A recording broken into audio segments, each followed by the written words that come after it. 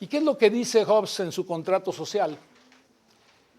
Él es una persona que piensa que la naturaleza humana está basada en el instinto de conservación, que cada uno de nosotros, ¿sí?, tiene derecho a conservar su propiedad, su vida. Pero el resultado natural de este concepto egoísta de que primero yo y después los demás es que la única manera en que voy a resolver muchos de los problemas es peleándome. Y si me peleo, el resultado inevitable de esto es una guerra. ¿Quién es el más poderoso de todos? ¿Quién es el más fuerte? ¿Quién es el más hábil en disparar? Y ese es el que gana la guerra. No sé si han visto una película que se llama, bueno, es una novela muy interesante, si les gustan novelas tristes, trágicas, espantosamente deprimentes, sería bueno que la leyeran, ¿sí? Se llama The Road. ¿No la han leído? De Cormac McCarthy. Bueno, Cormac McCarthy, algunos de ustedes seguramente vieron otra película que se llama No Country for Old Men, ¿sí?, en la que sale Beautiful. ¿Quién es Beautiful? Javier Bardem, ¿ok? Sale en la película de No Country for Old Men y es una película de un individuo que no tiene ninguna serie de principios morales, pero que cumple sus obligaciones cuando decide matar gente. Todo esto empieza en la frontera de México con Arizona, en que un individuo encuentra, después de una balacera de narcotraficantes, dinero. Y luego es toda una serie de secuencia de cómo alguien quiere recuperar ese dinero, que son los dueños del dinero. Y contratan a un matón, que es el papel de Bardem, que lo hizo también, que se sacó el Oscar. Y el problema de esto es que para él no hay leyes más que la suya y no hay definiciones más que la propia. Bueno, la segunda novela, y yo bueno, que le he leído a él y seguramente ya no quiero leer muchas más porque de Cormac McCarthy, que es un tipo que escribe muy bien, por cierto, en inglés, es esta, que se llama The Road. Y la novela inicia simplemente con un estallido, nadie sabe qué pasó. Y a lo largo de toda la novela nunca sabemos qué pasó, nada más sabemos las consecuencias de lo que pasó. Y las consecuencias de lo que pasó es que se rompe el orden en la sociedad. Y al romperse el orden ocurre lo siguiente: desaparece toda vida excepto la humana, todos los animales se mueren y todas las cosechas se queman. Y por lo tanto, lo que va a haber en esa sociedad es hambre. Y la solución al hambre es el canibalismo. Y entonces lo que encontramos son gente que se dedica a juntar a otra gente para comérsela. ¿Sí? En otras palabras. Sí se hizo una película que se llama The Road, con un tipo que se llama Viggo Mortensen, algo así. Todas saben quién es ese hombre. Bueno. Sale de repente sin ropa, entonces va a estar interesante. ¿Cuál es el concepto de las novelas de este hombre? Cuando rompo el orden, la gente tiende a volver a condiciones de salvajismo. Ustedes no leen esto en México, pero hay una novela también que se llama Lord of the Flies. No sé si le hicieron película, pero sería bueno que lean, no nomás vean películas, léanlas. Lord of the Flies también es una situación de un grupo de niños que se quedan en una isla desierta y que poco a poco van perdiendo todo tipo de civilidad y vuelven a su estado natural. Este es el concepto de Hobbes. El estado natural del hombre es un estado natural que conduce a la guerra. Al conducir a la guerra, conduce a la destrucción y conduce a la ley del más fuerte. El egoísmo es lo central. La autoconservación es lo central. Y entonces plantea él una cosa en la que dice, dada esta situación de conflicto permanente entre individuos, necesitamos a alguien, una autoridad, un ente supremo, que sea quien ponga orden en esta sociedad. En caso contrario, revertimos a una situación de salvajismo y de destrucción propia. Este es un concepto filosófico moral de lo que él piensa que define al hombre y sus características. Y por lo tanto, lo que dice es, no es que me guste que haya gobierno, es que se necesita que alguien ponga orden. Y la pregunta clave para él es, este ente supremo, ¿cómo debe ser? Para responder, el contrato social es clave. Es este acuerdo al que tenemos que llegar de qué cedo a cambio de. Y el orden político es el resultado de un contrato social por el que se fundamentan las bases del poder en un soberano absoluto. Es decir, para él, el soberano tiene que ser un soberano absoluto. O sea, no cree en la democracia, vamos. No cree en el concepto de que hay una participación en la cual se pueda definir. El resultado de esto es que él está hasta cierto punto aprobando el que haya un rey y que el rey sea un soberano absoluto. Ok, si ustedes se ponen a pensar en esto, lo que tenemos es un soberano absolutista. Y lo que está dando él como resultado es un dictador se permite. Un dictador tiene razón de existencia porque lo que necesitamos es que se controle la naturaleza humana. Leviatán es su obra magistral en la que él define cuáles son las situaciones en las cuales poner una manera de controlar. Su gran frase es, el hombre es el lobo del hombre. El hombre es el que se come al hombre. El hombre es el que destruye al hombre. Si parto de este concepto, ¿sí?, entonces lo que yo quiero es que no se dé, y para que no se dé esto que se llama la anarquía, necesito una estructura de autoridad. ¿Alguien va a tener que suplir a este joven? Porque si no, una sustitución de la tos. ¿Qué es lo que dice él? Dice, la propia naturaleza nos otorga una razón que nos provee de ciertas leyes naturales, que son como los dictados de la recta razón sobre cosas que tienen que ser hechas o evitadas para preservar nuestra vida y miembros en el mismo estado que gozamos. Es decir, alguien me tiene que proteger, alguien tiene que proteger mis derechos, alguien tiene que proteger mi propiedad. El hombre encuentra dentro de sí la necesidad de establecer unas leyes que le permitan vivir en paz y en orden, necesidad que se realiza mediante un pacto o contrato social, mediante el cual los poderes individuales se transfieren a un solo hombre o a una asamblea de hombres, el Estado.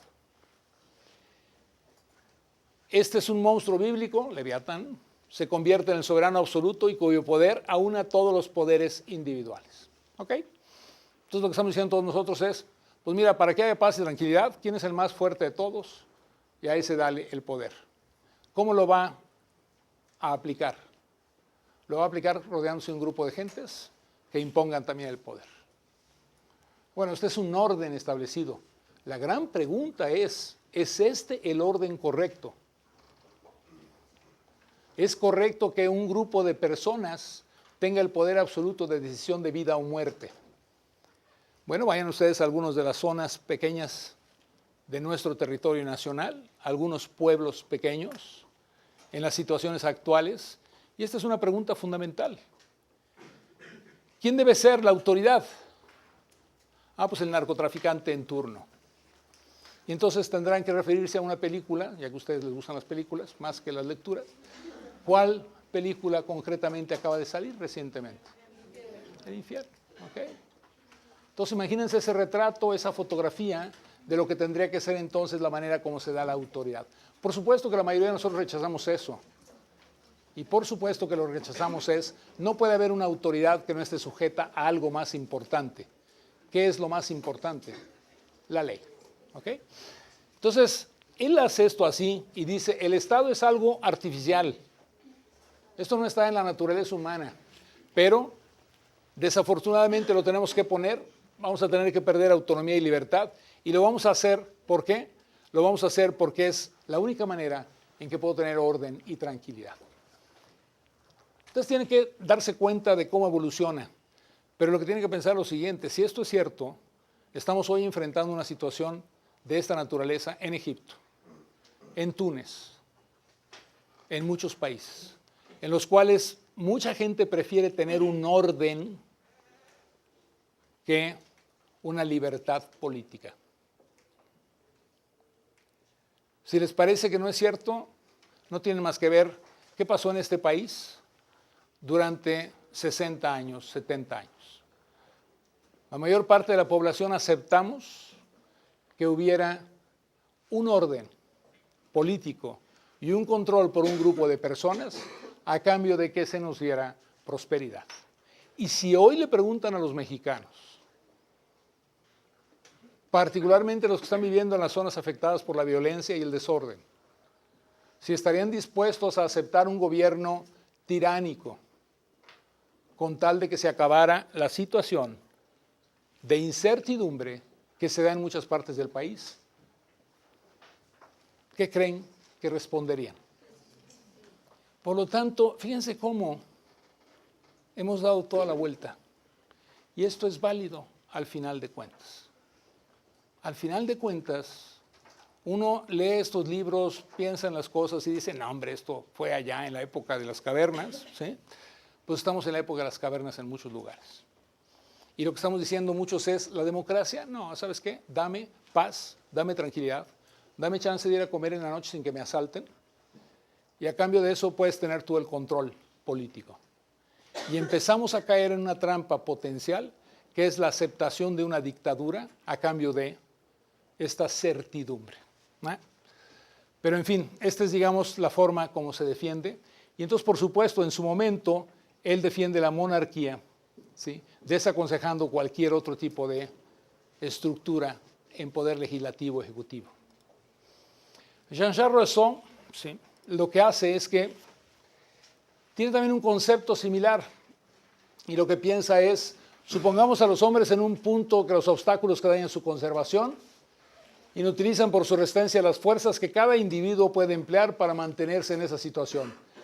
Tal estado primitivo no puede seguir subsistiendo y el género humano perecería si no cambiara su modo de ser y existir. En otras palabras, la misma historia, todos somos egoístas, pero necesitamos antes que matarnos. Piensen en algo que es interesante. ¿Qué es entonces la mano invisible de Adam Smith? ¿Pero autorregulación de qué cosa? Denle chance de salir a este hombre, por favor, ¿sí? Si no, se nos va a morir ahí en el camino. Algo le hicieron ustedes dos que no lo quieren, ¿sí?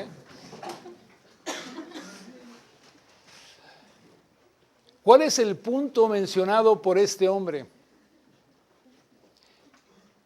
Fíjense cómo muchas de las cosas que estamos platicando, puede que a ustedes la pregunta sería, ¿para qué estamos estudiando esto? ¿De qué me sirve? Pues porque es la definición de qué es lo importante. ¿Qué es lo importante?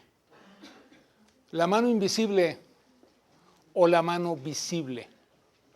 ¿Cuál de las dos? Si yo creo esto, estoy pensando que debe haber una mano visible. Pero si creo que el egoísmo de las personas bajo ciertas leyes nos llevan a este concepto en el que el género humano perecería si no cambiara su modo de ser y existir, lo que estamos diciendo es, el ser humano es un ser racional. Y una vez que se da cuenta que este sistema lo va a conducir a su propia destrucción, lo que va a hacer es que va a hacer un cambio y va a crear estructuras que le permitan llegar a soluciones positivas. Adam Smith por eso habla de la mano invisible en el sentido estricto. Nunca lo dijo como lo decimos todos los economistas, pero básicamente lo que está diciendo es, dado ese egoísmo, la gente se va a comportar de cierta manera, ponlos en una estructura que permita que el egoísmo se desarrolle, no los interfieras y verás cómo van a encontrar un resultado positivo. Y es el mejor resultado que puede haber, es la mejor estructura institucional que puede existir. Para Rousseau, por lo tanto, lo que dice es, tenemos que encontrar una forma de asociación que defienda y proteja con todas las fuerzas comunes a la persona y los bienes de cada asociado. En ella la unión de cada uno con el resto permite, no obstante, que cada uno no obedezca sino a sí mismo y siga tan libre como antes. Tal es el problema cuya solución apunta el contrato social. Esta definición es interesante porque lo que dice es, créame una estructura que limite, pero que al mismo tiempo defiende y protege con todas las fuerzas de la comunidad, de la sociedad, a la persona y los bienes de cada uno de ellos. Si encuentras esta estructura, vas a tener una situación positiva porque curiosamente cada uno de nosotros obedece sus propios intereses y al obedecerlos dentro de esa estructura, esta es la solución óptima. Pues nada más que entonces defíneme esa, ¿no? ¿Cuál es? Pues yo digo que es el mercado. No, pues yo digo que es el monopolio. No, pues yo digo que es el Estado benefactor. No, pues yo digo que es el Estado totalitario. Hasta que llegamos a otra definición que es, no nada más lo económico, dame lo político. Yo digo que es la democracia, ustedes dicen que es la autocracia y otro dice que es la dictadura. ¿Ok? Le pueden llamar la dictadura del proletariado, pero es la dictadura. Pero cuando le colgué el proletariado, ¿qué le colgué? Le colgué que eran las fuerzas comunes en beneficio de cada uno de nosotros. ¿Okay?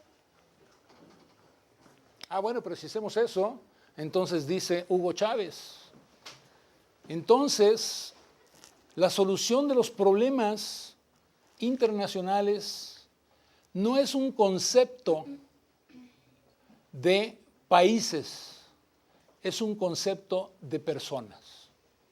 ¿Qué les dice eso?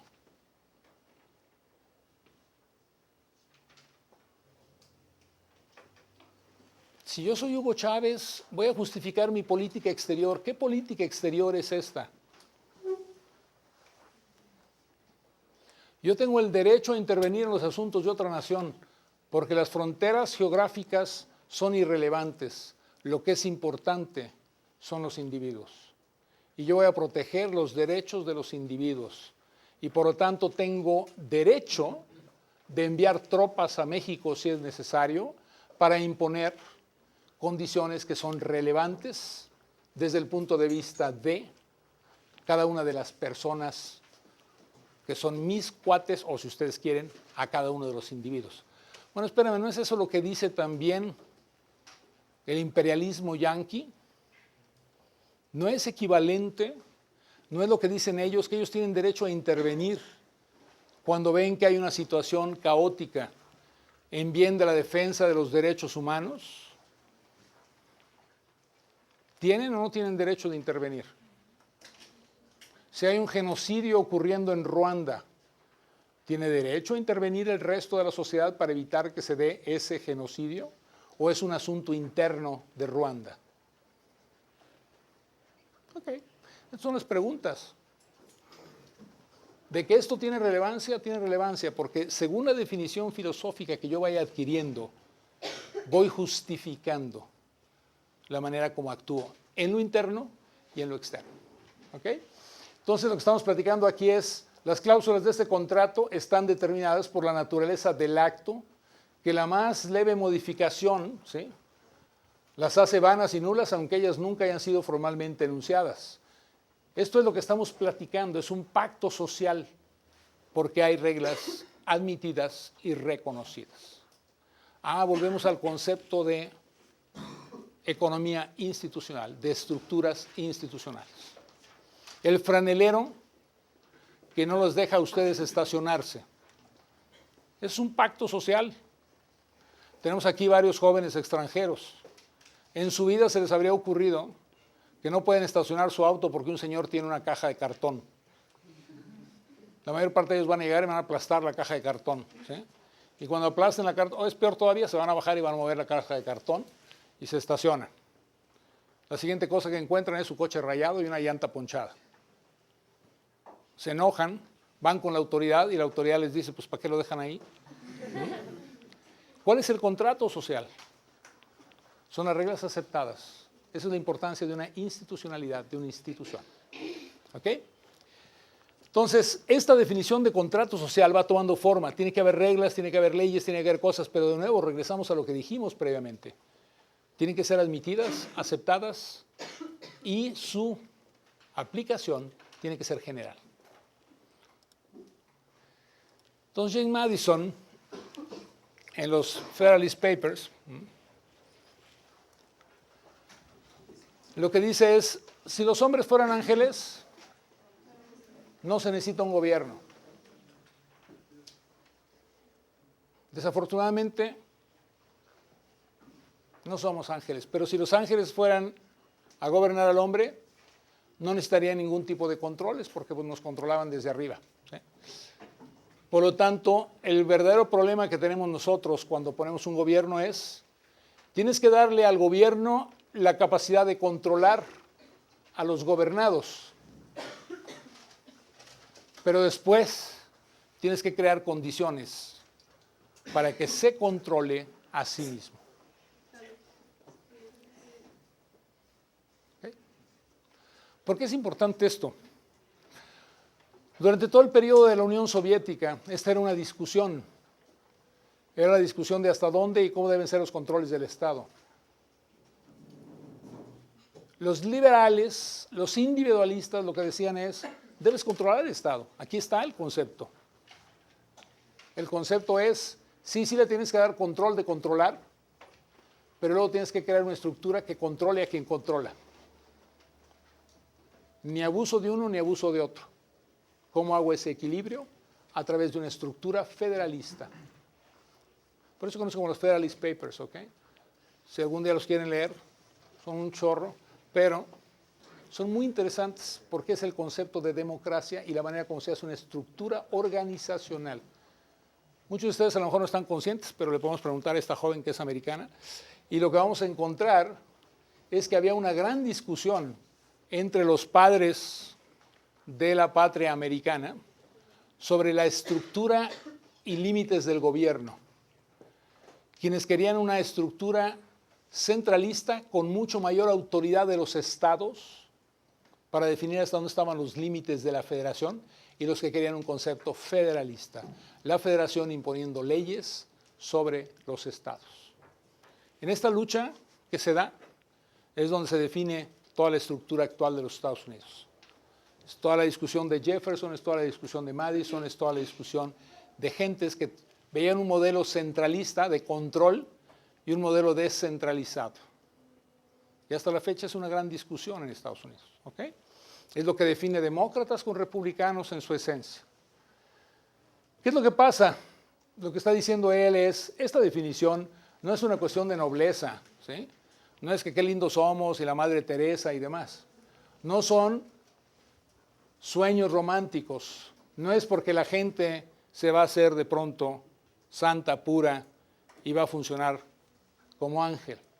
En realidad lo que necesitamos es una estructura institucional que sea la que verdaderamente haga esta combinación de controles entre las ambiciones de unos contra las ambiciones de otros y que controlen el que no haya ni actividades predatorias del sector privado, de la gente, ni actividades predatorias del sector público.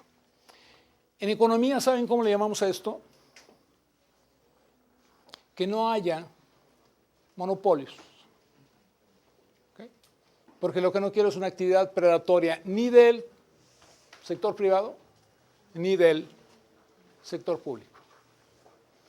Y por lo tanto, en esta definición está incluido algo que es muy interesante en teoría económica, que es el concepto de competencia.